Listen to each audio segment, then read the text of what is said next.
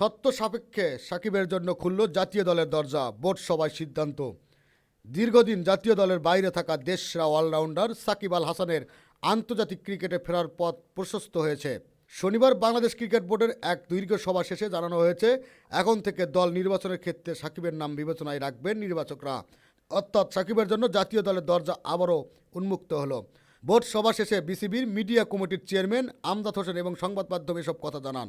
সবার সিদ্ধান্ত জানিয়ে আমজাদ হোসেন বলেন, আপনারা সাকিবের ফেরা নিয়ে অনেক প্রশ্ন করেছিলেন, আপনাদেরকে অবগত করতে চাই আমাদের বোর্ড এ ব্যাপার আলোচনা করা হয়েছে। যেসব সত্যে ফিরছেন সাকিব, বিসিবি পরিচালক অবশ্য সাকিবের ফেরার ক্ষেত্রে কয়েকটি সুনির্দিষ্ট সত্যের সাথে উল্লেখ করেছেন। তিনি জানান, সাকিবের শারীরিক ফিটনেস এবং খেলার জন্য তার সহজলভ্যতা থাকতে হবে। অ্যাক্সেসিবিলিটির উপর ভিত্তি করে যেখানে খেলা হবে সেই ভেন্যুতে তার উপস্থিত থাকার সক্ষমতা থাকতে হবে। সত্যগুলো পূরণ হলে নির্বাচক কমিটি যে কোনো সিরিজের জন্য তাকে বিবেচনা করতে পারে। জাতীয় দলের বাইরে বর্তমান সাকিব বিশ্বের বিভিন্ন ফ্রাঞ্চি লিগে খেলে বেড়াচ্ছেন। জাতীয় দলে ফেরার প্রক্রিয়া শুরু হলেও বিদেশি লিগগুলোতে তার খেলার কোনো বাধা থাকবে না বলে নিশ্চিত করেছেন বিসিবি। আমজাদ হোসেন বলেন, সাকিব আল হাসান অন্যান্য গ্লোবাল টুর্নামেন্টগুলোতেও অংশ নিতে পারবেন। বোর্ড তাকে প্রয়োজন মতো এনওসি প্রদান করবে।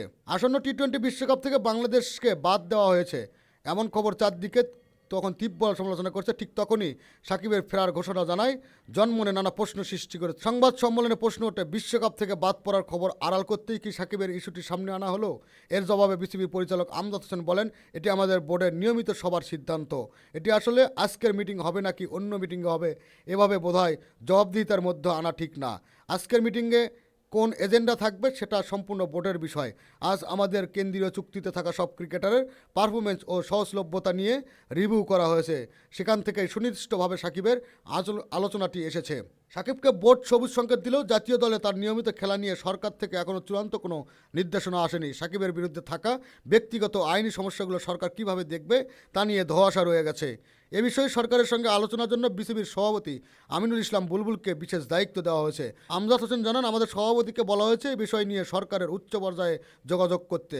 সাকিবের ব্যক্তিগত সমস্যাগুলো তার নিজস্ব, সেগুলো সরকার কিভাবে মোকাবেলা ফেস করবে তার সরকারের সিদ্ধান্ত। তবে আমরা বোর্ডের পক্ষ থেকে সাকিবকে চেয়েছি, এটাই মূল কথা। খেলাধুলার আপডেট নিউজ পেতে চ্যানেলটি সাবস্ক্রাইব করে সাথেই থাকুন।